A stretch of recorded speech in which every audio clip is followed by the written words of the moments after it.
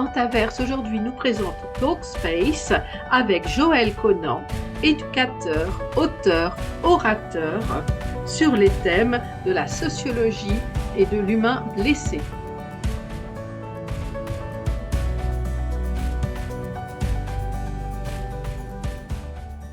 C'est Bonjour parti. Joël, Bonjour Virginie, comment allez-vous? je vais très bien. Alors vous n'êtes pas loin de chez moi pour une fois, là j'ai un interlocuteur qui est tout proche de chez moi, vous êtes basé sur Lausanne je crois. Tout à fait. Et il m'arrive des fois de faire des petites sorties sur la vallée du Joux pour faire voler mon drone. Oui, oui, c'est ce que j'ai vu là récemment. Donc voilà, nous on est pour une fois que j'ai un interlocuteur qui est proche de chez moi, ben voilà, j'en profite. Et donc aujourd'hui, on va parler avec vous de votre parcours, de vos écrits, parce que vous avez écrit de nombreux ouvrages, et de vos motivations, de qu'est-ce qui vous a amené à écrire ces ouvrages. Et j'espère que nos auditeurs vont prendre un grand plaisir à découvrir votre œuvre, votre parcours et qui vous êtes.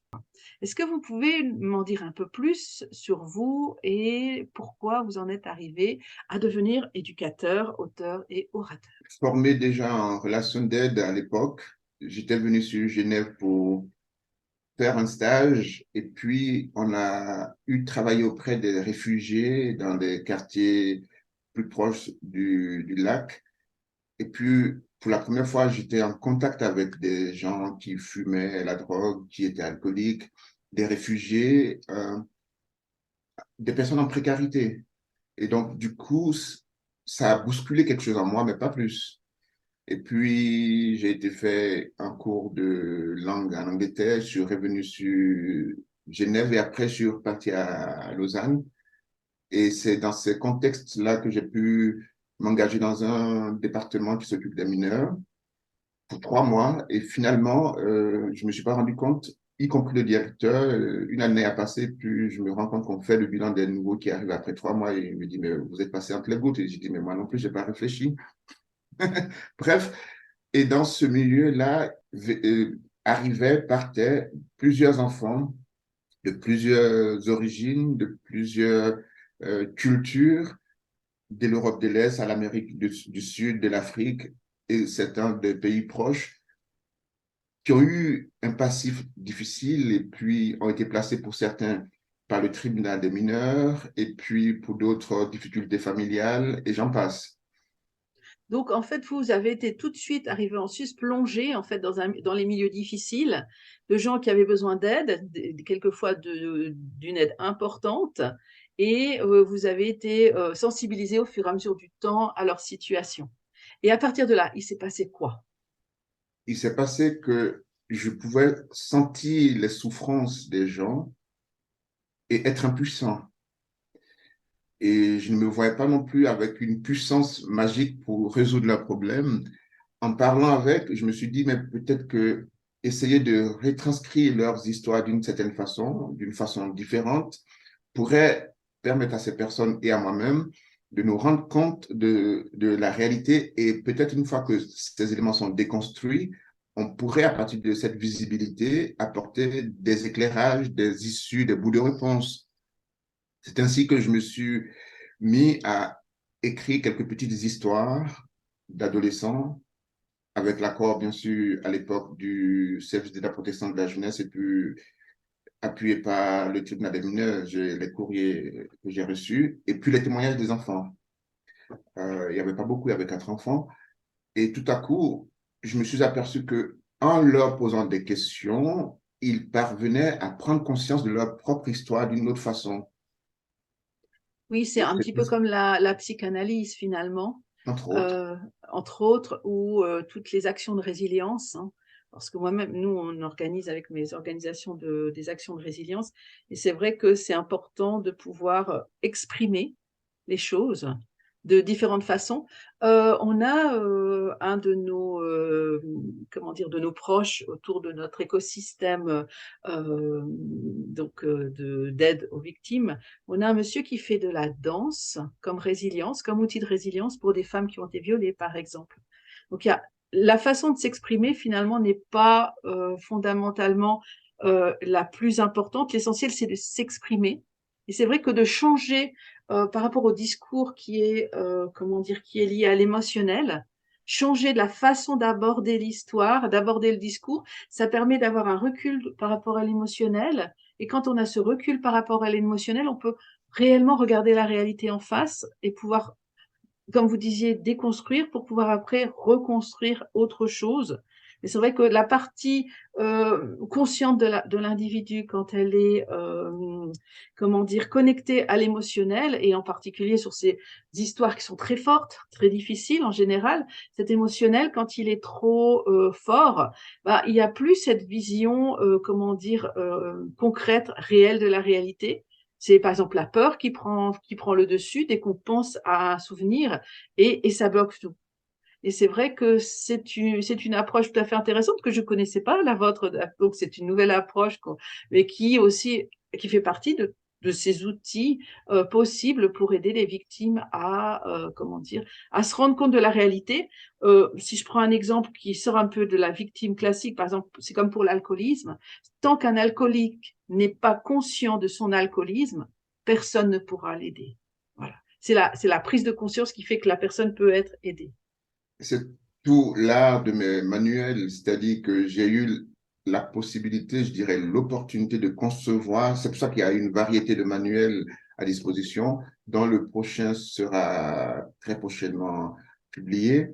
Euh, j'ai conçu des outils et puis nous travaillons avec le public qui participe aux, aux cours, aux formations, aux séminaires que je donne.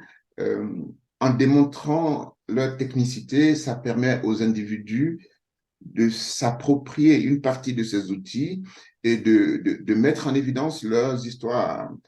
Au départ, Leurs propres histoires. En leur fait, propre ils histoire. testent les outils sur leur propre histoire pour vivre même le mécanisme, en fait. Alors, c'est le but parce que l'outil, il est neutre. Et donc, on peut l'abattre, on peut le secouer, on peut l'utiliser comme on le veut.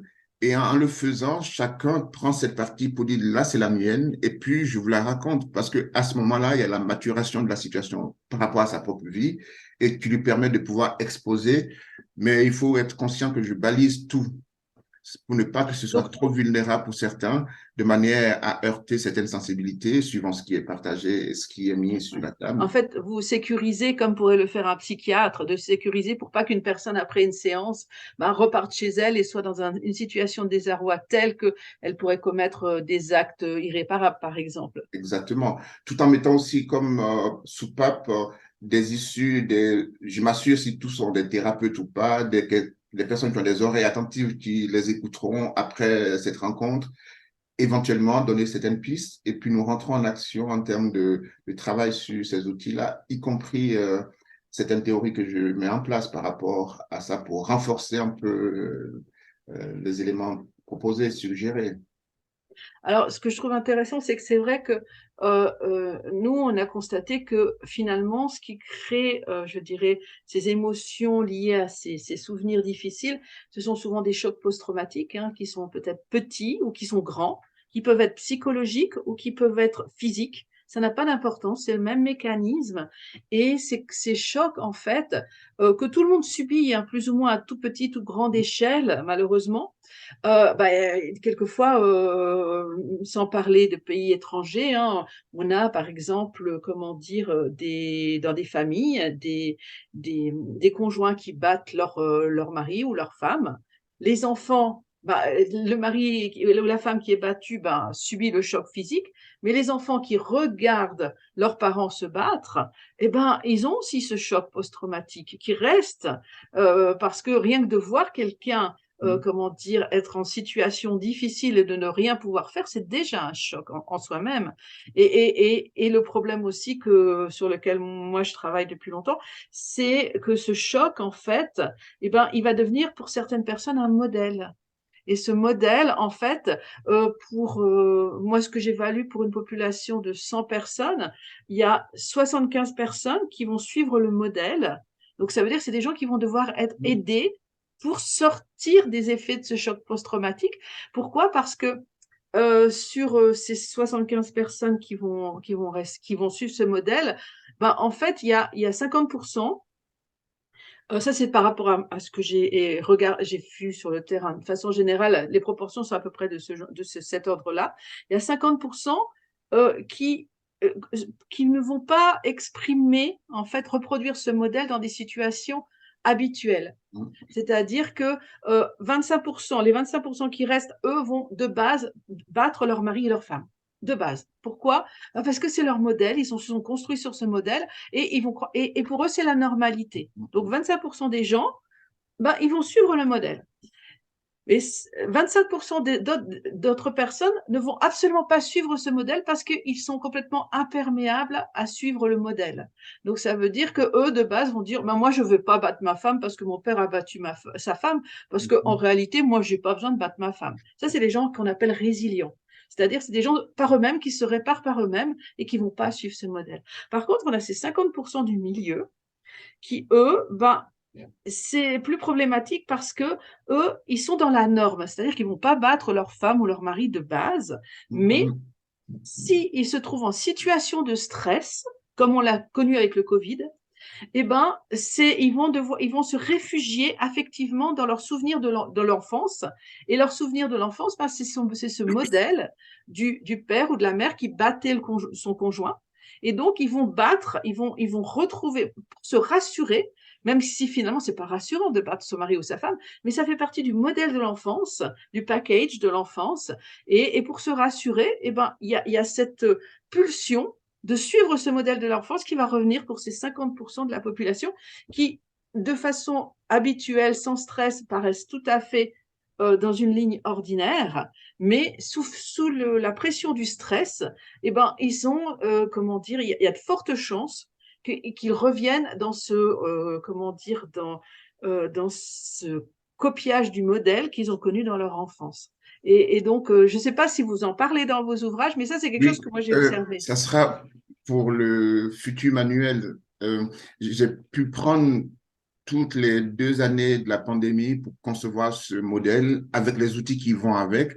Il n'empêche que depuis 3 semaines avec un groupe d'élèves, je travaille pas mal sur le système de croyance. Ça rejoint un peu ce que vous dites, qui part d'un événement qui déclenche quelque chose. Donc, la question, si on s'appuie sur ce que vous venez de dire, la situation des parents, alcooliques ou j'en passe, et puis l'émotion que je vis par rapport à ça et le comportement qui suit mes émotions.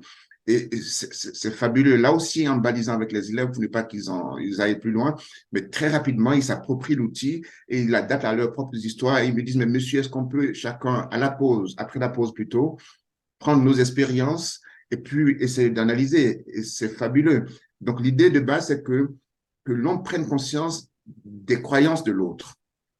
De toutes sortes. Les croyances ou les biais cognitifs aussi, ça peut être aussi dans ces croyances Alors, aussi. ce sont des valeurs qui vont devenir pour certaines personnes des éléments clés sur lesquels ils vont s'appuyer. Si j'ai vu la personne qui tape, je finis par taper comme vous le dites. Et ça devient une valeur.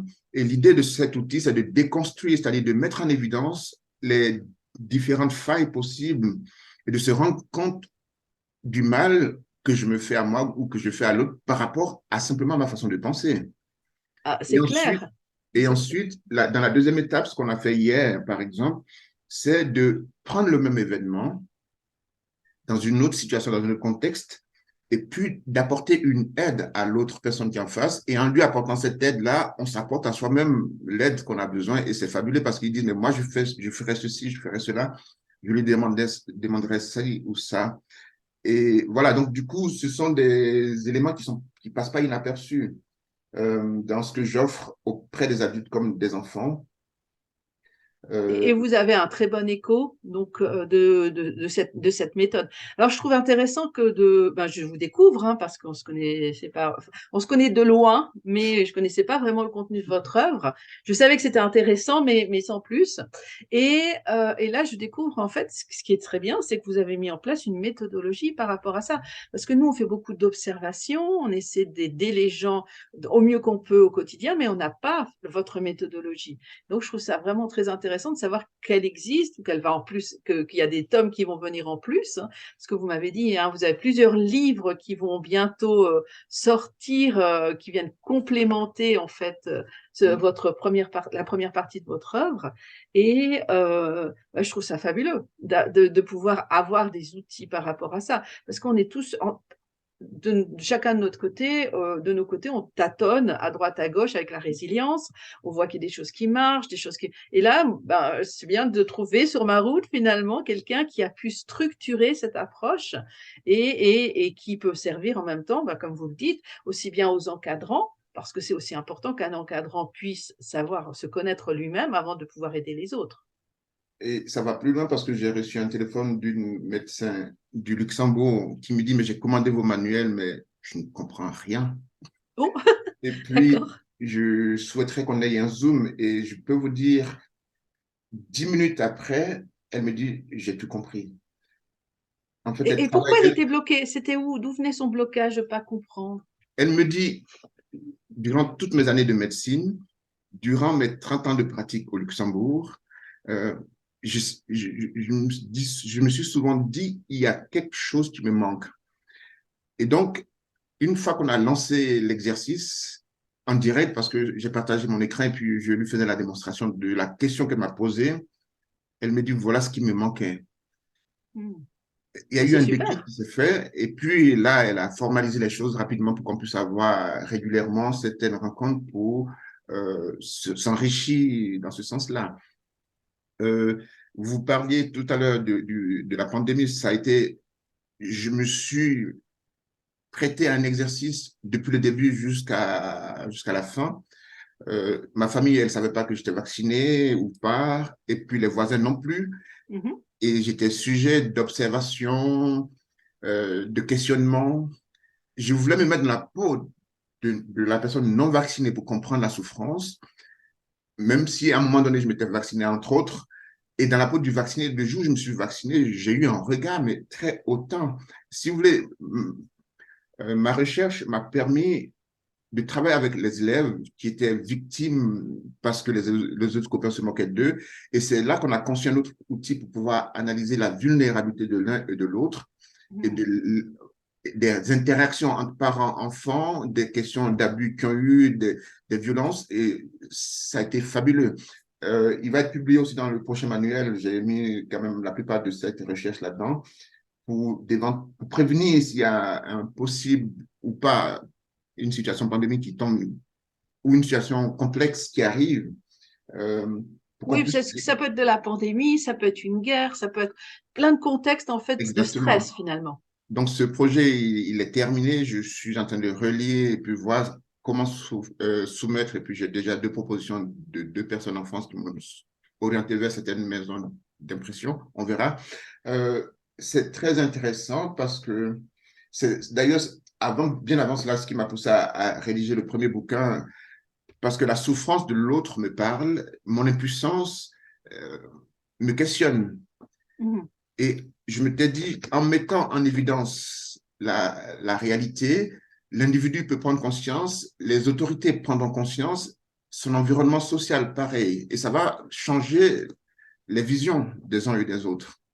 Alors pour changer les visions, il faut que tout le monde ait lu le livre et tout le monde soit éduqué à ça. Parce que ça, c'est aussi une question d'échelle. Hein. Donc ça, c'est une chose. Par contre, c'est vrai que je pense que c'est des outils utiles aussi bien à une échelle individuelle qu'à une échelle collective. Et quand je vous entendais parler là de votre ouvrage, j'étais en train de me dire que il y a aussi, moi, ce qui m'intéresse ces jours, c'est le flow. Vous savez, c'est la foule, en fait. Moi, j'ai beaucoup, je travaille beaucoup sur les effets de foule et je dis, quand vous avez et de confiance. Et la confiance, parce que ce que vous avez étudié avec la pandémie, c'est beaucoup la relation de confiance des uns avec les autres, en fait, finalement.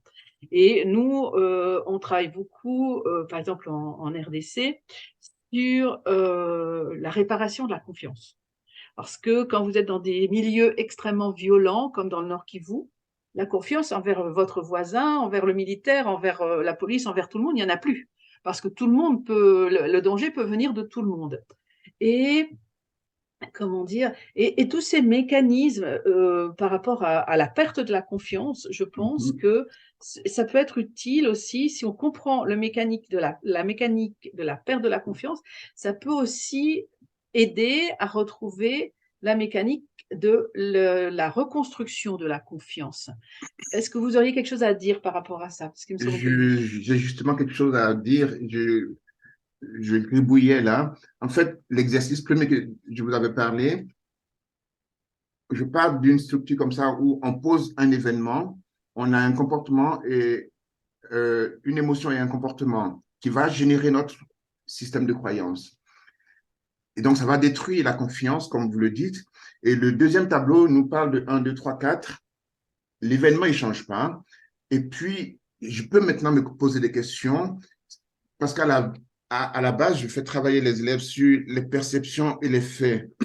Mhm, Si c'est une perception, c'est discutable. Si c'est un fait, on ne peut pas changer les choses. Et donc, à partir de là, ils vont vous sortir ce qu'ils ont comme perception là dans leur tête. mhm. Et une fois qu'on a pu identifier la perception, comment ça se fait que cette perception crée cette émotion chez moi? Et si cette émotion, elle est négative, par exemple, elle est remplie de colère, d'amertume, de vengeance, ou est-ce que c'est une émotion joyeuse? Ça veut dire que l'événement a été quelque chose d'apaisé.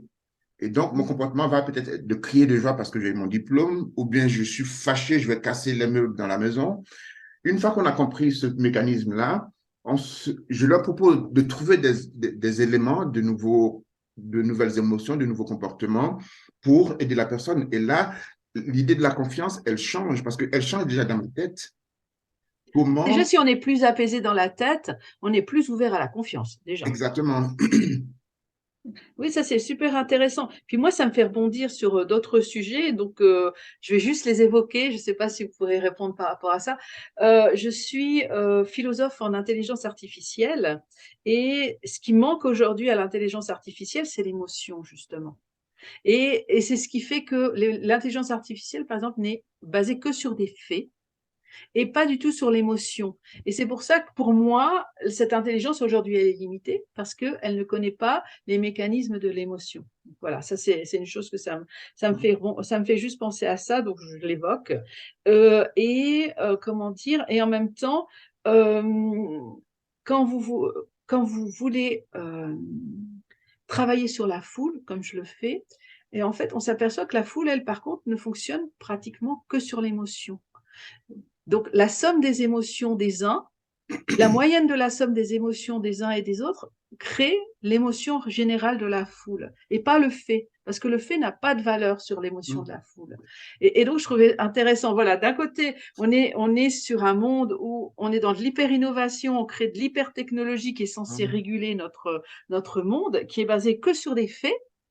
Et de l'autre, on a une foule en face qui va falloir que l'intelligence artificielle veut réguler et finalement, et les deux ne fonctionnent absolument pas sur le même registre. Par contre, l'humain fait le lien entre les deux registres. Donc, je trouvais ça intéressant. Ça, c'est aussi pour les gens qui auraient peur de se faire remplacer par les machines. Je dirais que tant que les machines n'ont pas d'émotion, je crois que voilà, il n'y aura pas de remplacement de l'humain pour rassurer les uns et les autres. Et c'est vrai que c'est super intéressant les sujets que vous abordez. Bon, moi, je suis quelqu'un qui travaille sur énormément de sujets différents, de domaines différents. C'est pour ça que je parlais de ça. Et ce que je trouve super, c'est que en même temps, vous êtes éducateur, donc vous travaillez sur le terrain, donc vous n'êtes pas qu'un théoricien et vous n'êtes pas non plus qu'un professeur ou un auteur. Vous êtes quelqu'un sur le terrain et qui continue au jour le jour à travailler avec comment dire, des gens qui ont besoin de ces outils pour aller de l'avant. Est-ce que vous pouvez nous parler de cette partie-là? Je peux dire tout simplement que pour moi, la théorie n'a de sens que sur la base de la pratique et inversement. Ça se complète à force de faire l'expérience. J'ai la capacité de pouvoir pondre de nouvelles idées et les confronter à nouveau au terrain et ça fait remonter encore d'autres nouvelles versions, d'où le sens de me rapprocher de plus en plus des autres, des enfants, des adultes, des parents, d'avoir une oreille attentive dans le bus, dans le train, dans le café. Et je me nourris de tout ça. Euh, c'est à la fois intéressant parce que euh, lorsque je suis avec des collègues, ils me font des retours, on a appris ça de tel enfant, de tel jeune, c'est très bien. Lorsque je suis avec des enfants, certains, il y a un qui me dit par exemple, il me disait il y a à peine 2 semaines ou une semaine, sauf erreur, mais pourquoi je suis devant vous? Pourquoi il était devant vous? D'accord. Et vous lui avez répondu quoi? C'est parce que je suis là, que vous êtes là, que nous sommes l'un en face de l'autre. Et Mmh. que, parce qu'il me dit, mais ça, on aurait dû avoir quand on était petit comme cours. Ça nous aurait évité tout. Et j'ai dit, ben, je ne suis pas certain. Parce que plus on en sait, plus ça se complexifie. Ah, c'est clair que le côté naturel des choses, ben, quelquefois, c'est plus lié. Normalement, ça devrait être lié à la simplicité. Mais après, quel est le naturel est-ce que le naturel de l'un et le naturel de l'autre est le même? Ça, c'est une autre histoire. Parce que le schéma que je vous avais montré là, en fait, je l'ai complexifié durant l'été et ça va répondre à sa question. À quel moment ça devient cristallisant de me dire, mais il ne comprend rien. C'est parce que je suis moi-même attaché à ma croyance et je me dis, c'est la vérité absolue. Et quand on est deux jeunes, que chacun y tient à ses valeurs, ça clash. Je Ben me oui. souviens, je sortais, j'avais un rendez-vous sur le van, je sortais, je partais, et je suis allé aux toilettes. En sortant des toilettes, un jeune était devant la porte. Et puis il me dit, mais j'ai pas compris. Vous n'avez pas compris quoi, le cours? Qu'est-ce que vous n'avez pas compris que vous aimeriez que je vous explique? Et il me sort un événement et j'essaie de tenter de donner des réponses. Il me dit, je ne comprends toujours pas. J'explique et tout à coup, après une demi-heure, il m'a pris une demi-heure, hein, Mhm. il crie comme ça, ah ouais, j'ai compris et il est parti. Ok, Donc, je n'ai jamais clac. su ce qu'il a compris. Et nous étions à la veille des vacances d'été et quand on revient à la rentrée, il me dit, vous savez, ça a marché. Je dis, mais qu'est-ce qui a marché?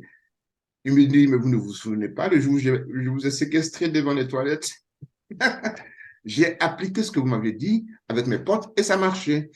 Et donc, parfois, je leur ai dit, mais en fait, ce que vous recevez maintenant, c'est peut-être trop tard ou peut-être c'est le bon moment, mais de, de l'incorporer dans ma façon de vivre va influer sur mon rapport que j'ai avec les autres. Mm. Et je ne pourrais pas changer le monde, mais je pourrais changer mon attitude qui va être remarquée par les autres. Oui, et puis il y a l'effet papillon. Je veux dire, si une personne change son attitude, bah, ça va changer l'avenir d'autres personnes.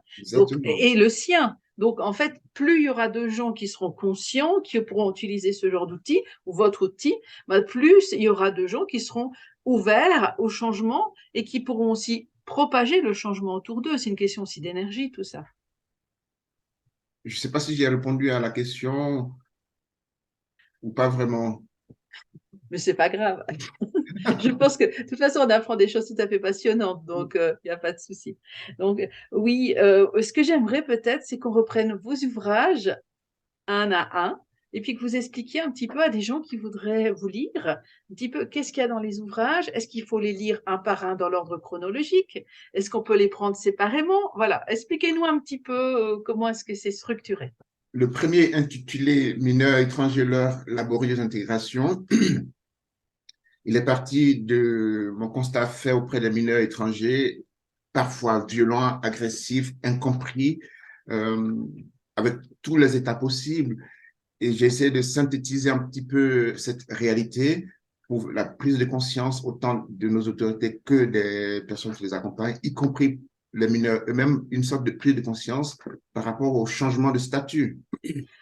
Ça s'adresse à qui cet ouvrage? De façon générale. Bon, on sait que ça peut s'adresser à tout le monde, mais au niveau des gens qui sont professionnels, à quel professionnel est-ce que vous recommanderiez votre ouvrage? Aux assistants sociaux, aux éducateurs, aux enseignants, euh, aux, aux policiers, je peux le dire, aux juges, magistrats, parce que si vous voulez, euh, en comprenant la sociologie de l'individu, on comprend un peu son comportement et on peut le juger, on peut l'accompagner parce que on voit les choses différemment.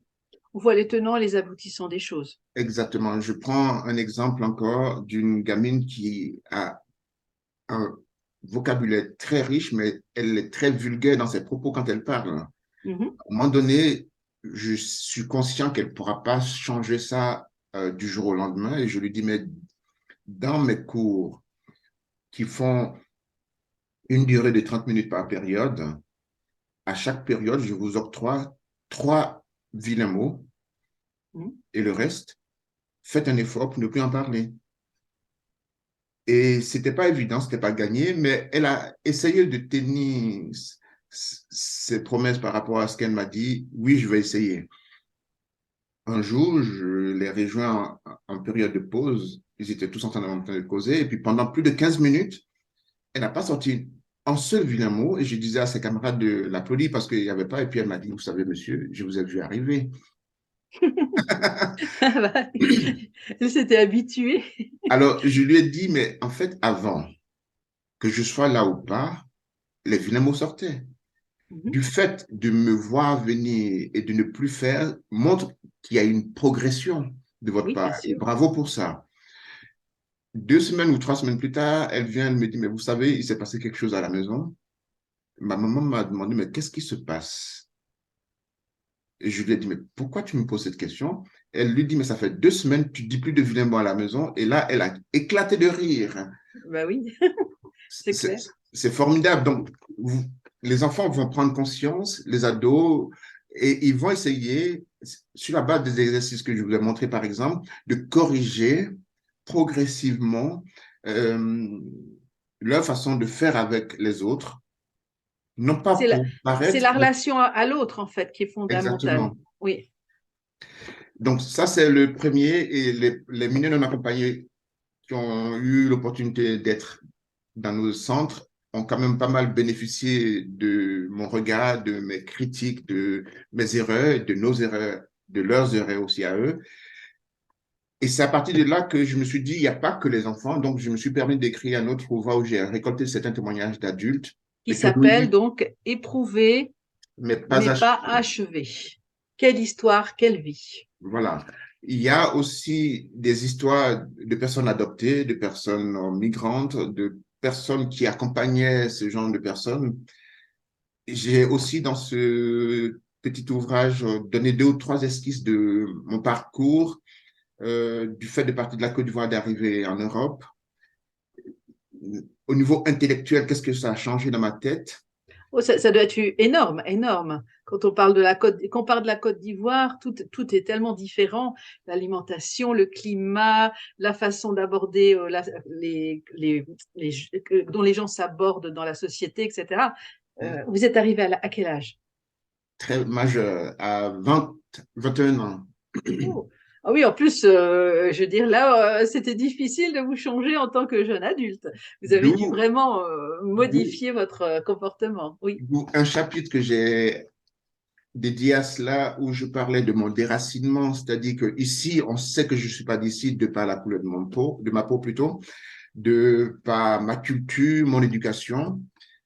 Et puis, je suis déraciné, je me suis moi-même déraciné. C'est pas une guerre, ce n'est pas une fin, c'est pour des études à Paris que je suis parti à l'époque. Et puis, j'arrive en Suisse, je m'installe et je repars en Côte d'Ivoire en vacances et mon cousin me dit, mais pourquoi tu m'as pas dit au revoir en partant? Ah, Pourtant, j'ai dit au revoir à tout le monde. En fait, pour lui, Euh, ce que je ne me suis pas rendu compte, c'est que dans le sous-sol, quand on est enraciné, les racines se rejoignent et mhm. s'entre-nourrissent entre elles. Et quand je me déracinais pour partir, j'ai dû, comme le fait le paysagiste, creuser autour. J'ai dit au revoir à ceux qui m'étaient proches, qui eux ont relayé l'information. Et je suis parti avec le terreau qui m'a accompagné. Donc, vous dites le changement, oui, le terreau qui m'a accompagné ne va pas changer forcément. Et c'est ça qui Mhm. va heurter les autres quand je vais arriver en Suisse ou en Mhm. France ou en Angleterre. Mon tronc, mes branches, mes feuilles ne seront pas forcément la même chose, donc ma couleur. Et quand j'arrive en Suisse, le paysagiste va recreuser autour d'une forêt pour replanter la plante que je suis. Donc, les autorités m'offrent l'accès, que je sois migrant ou étudiant ou migrant économique. le citoyen qui vit de l'autre côté de l'appartement, de l'immeuble, n'a pas choisi mon arrivée, donc va être heurté à mes sensibilités et inversement. Ce qui est intéressant dans ce parcours que j'ai découvert, c'est que en arrivant, je me suis planté où on m'a planté, et puis en creusant pour me faire la place, celui qui a creusé a blessé les autres racines qui étaient autour, donc les personnes, Mhm. symboliquement parlant, humaines, et leurs racines qui ont été blessées, qui voulaient aller rechercher de la vie en se prolongeant, vont toucher les miennes. Et il y aura de la gangrène pour certaines, d'autres racines vont mourir, et puis d'autres racines vont réussir leur greffage. Et cette alimentation que moi je n'ai plus parce que mes racines de base sont coupées, va venir de ces racines suisses ou françaises que je vais Bien avoir qui sûr. vont alimenter mes Mhm. sèves, qui vont Mhm. modifier la texture de mes sèves et qui vont modifier après le fruit que je vais porter, même si ça a la même apparence, mais le contenu va être Ah, ce modifié. sera de toute façon modifié, c'est clair. Ce que vous abordez, moi, l'aborde, l'idée de des racines et de l'arbre, je l'aborde par rapport à ces jeunes aujourd'hui, mondialement, qui sont en crise identitaire avec la globalisation.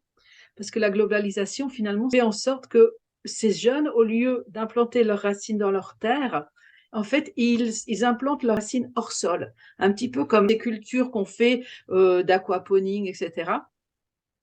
Et ça crée un désarroi immense, beaucoup de souffrance auprès de ces jeunes. Est-ce que c'est quelque chose que vous avez aussi observé dans la jeunesse, ces jeunes qui ont un problème de racines? Par exemple, ces jeunes en Afrique qui ne rêvent que d'Occident et qui rejettent leur milieu parce qu'ils considèrent que la vie n'est pas celle dont ils rêvent, parce que celle qu'ils voient à travers les appareils mobiles, bah, c'est pas celle qu'ils vivent au quotidien. Puis on a ces jeunes en Occident qui sont aussi dans la même mouvance parce qu'ils sont aussi dans la globalisation. Et dans cette globalisation, bah, le problème, c'est qu'ils sont déjà, eux, en Occident, et puis qu'eux, ils se rendent compte que l'Occident n'est pas leur paradis. Et donc, eux, ils rêvent de devenir des étoiles et de devenir des chanteurs extraordinaires, etc. Parce que bah, ils rêvent d'un avenir différent que le leur, parce que ce qu'on leur propose au quotidien chez eux ne leur plaît pas. Est-ce que vous avez déjà abordé ce sujet? Est-ce que c'est quelque chose qui vous parle? Deux choses. Première, c'est j'ai mis un module en place qui s'appelle l'identité, qu'on a vu au mois d'octobre avec certains jeunes. Et je pose une question, qui êtes-vous? Et à tour de rôle, chacun doit répondre. Et il y a un qui me dit, je suis la frite sympathique du village. Oh, c'est une sacrée appellation. Oh là là. Et Alors, qu'est-ce que vous pouvez en dire? ça m'a choqué au départ et en même temps, je me dis, ça a sûrement un écho chez lui. Oui, bien sûr. Et il va expliquer parce qu'il est grand, on le traite de mince, de grand, et puis ensuite, il est sympa, il est élancé. Et donc, il s'est identifié à cette euh, Au image qu'on regard, au regard des autres. exactement. Et l'idée qui en découle, c'est que nous ne sommes pas ce que disent les autres que nous ne sommes pas l'image que nous faisons de nous, nous ne sommes pas ce que les autres souhaiteraient que nous soyons, mais nous sommes quelqu'un d'autre. Et c'est le but de ce cours, c'est de redécouvrir l'essence même de ce que nous sommes. À partir de là, quel que soit ce que me dira l'autre sur moi, je pourrais traverser cette tempête violente de me traiter de frite. Mm. Son voisin d'à côté a une autre situation compliquée et il explique. Et puis je lui pose la question, mais comment vous faites pour vous en sortir? Et il dit, mais chaque matin, quand je me lève, je prends le miroir et je regarde mes défauts. Et quand je sors, lorsqu'on me fait remarquer mon défaut, je dis, je le sais, je l'ai vu ce matin. Mais ça m'a pris du temps. Et son camarade dit, mais je vais essayer. Il a commencé à essayer, il nous a dit deux fois, c'est pas facile, je n'y arrive pas. Et son copain lui dit, mais continue. Et je pense que c'est un exercice qui n'est pas facile parce que sa croyance, comme on l'a dit au départ, est devenue une vérité absolue pour lui. Mhm. Il lui faut beaucoup d'exercices pour se dire, mais non, je peux me regarder différemment et apprécier ce que je suis différemment du regard que les autres aimeraient que je sois. Alors, je vais compléter votre réflexion par rapport à ça. J'ai écrit un article il y a une semaine sur la jeunesse, la vision de la jeunesse, le mal-être de la jeunesse, chez Todd Cursus. Euh, et dedans, j'ai évoqué le fait que la construction de l'identité d'une personne, elle se fait aussi par un effet de miroir. C'est-à-dire que vous êtes ce que vous êtes. Et vous allez chercher chez l'autre, par exemple, vous n'aimez pas votre corps. euh, et ce que vous allez faire, vous allez chercher dans le regard de l'autre, dans ce que l'autre vous renvoie, tout Mhm. ce qui va nourrir cette partie-là de votre identité. Et ce qui fait qu'au lieu de changer d'état d'esprit, vous allez renforcer dans ce que l'autre ou ce que votre environnement vous donne, vous allez vous renforcer dans votre croyance, parce que ne pas aimer son corps, c'est relatif. C'est comme une œuvre d'art, on n'aime pas. Voilà, il y en a qui aiment, je veux dire, comment dire, d'être grand ou d'être petit. Voilà, bon, et on a toujours des imperfections, etc. Et par rapport à ça, il y a cette construction qui se renforce. En fait, son identité, on la crée aussi par là, en fait. C'est-à-dire que si on est quelqu'un de vraiment différent des autres et qu'il n'y a pas ce modèle différent que la société peut vous renvoyer, ben, cette partie-là, elle va finir par mourir parce qu'elle n'est pas nourrie par le regard de l'autre. Alors, on va très loin sur le point 1 dont je citais, dans le sens où on parle de notre culture personnelle, familiale, sociétale, géographique, et j'en passe. Chaque élément cité va avoir un impact sur ce que je suis en tant qu'individu. Oui, est-ce qu'on est, quelquefois, ça vient de soi-même, mais ça vient aussi du message que la famille vous aura donné. Par exemple, si la famille répète à quelqu'un, bah, tu es trop gros, tu es trop grosse pendant X fois, ça devient un mantra, et un mantra, bah, ça s'imprime dans la tête, ça s'imprime dans le cerveau, et ça devient une part de notre identité. Même si au départ, on n'est pas né avec cette partie-là d'identité. Et c'est pour ça que l'exercice que je vous ai montré au départ prend tout son sens. Ma croyance a été jusqu'à aujourd'hui ceci. Quel regard nouveau je peux porter? C'est-à-dire, je fais en sorte que les élèves, les participants travaillent sur un nouveau système de croyance par Qui est le rapport leur. qui est le Mais leur. basé sur leur propre nature Ressenti. Ouais. personnelle Mm. et Et pas une donc, projection de l'autre. non, je parle de la projection de l'autre, des blessures que j'ai eues par son regard, des blessures que j'ai eues par son indifférence, parce que ce que je suis fait qu'il ne me regarde pas, et j'en passe. Ça blesse mon intelligence, mais aussi mon être profond. C'est d'ailleurs la raison pour laquelle ceux qui subissent cette indifférence-là en souffrent. Et donc, l'exercice, c'est pas le seul, hein, il y en a plein. Ces exercices nous permettent de pouvoir progressivement, en une année, faire le tour d'un certain nombre d'éléments qui nous permettent de mieux vivre qu'auparavant. Trouver les bonnes clés pour pouvoir Exactement. ouvrir les bonnes portes, en fait. Exactement. Ça fait son chemin. Ça peut des fois voir des enfants qui sortent en larmes en plein cours. Mais Ben, il y quand a ils de l'émotion, reviennent, hein, vous travaillez beaucoup sur l'émotion, c'est un peu normal aussi d'avoir des larmes ou des pleurs ou même des rires, j'imagine, parfois, ou des colères. ou des Parce qu'il y a un colères. qui dit, mais moi, je m'en veux. Je dis, mais pourquoi vous vous en voulez? Il dit, mais en fait, en écoutant le cours, j'ai pu réparer la brèche qui était entre mon père et moi durant la pandémie. Sauf qu'en réparant cette brèche, je ne me suis pas rendu compte, j'ai négligé maman qui était toujours là avant papa. Eh ouais. Et donc maintenant, je prends conscience qu'il va falloir établir chacun dans sa responsabilité. Mais c'est magnifique, c'est un enfant de 16 ans qui vous cause comme ça. Ah bah Euh, oui. on se pose beaucoup de questions et je me dis, mais il y a de l'avenir, du potentiel devant. Ah ben, je pense que vous lui avez donné un outil qui lui servira toute sa vie et qui fera de lui peut-être un être, je dirais, qui est doté de sagesse et de conscience.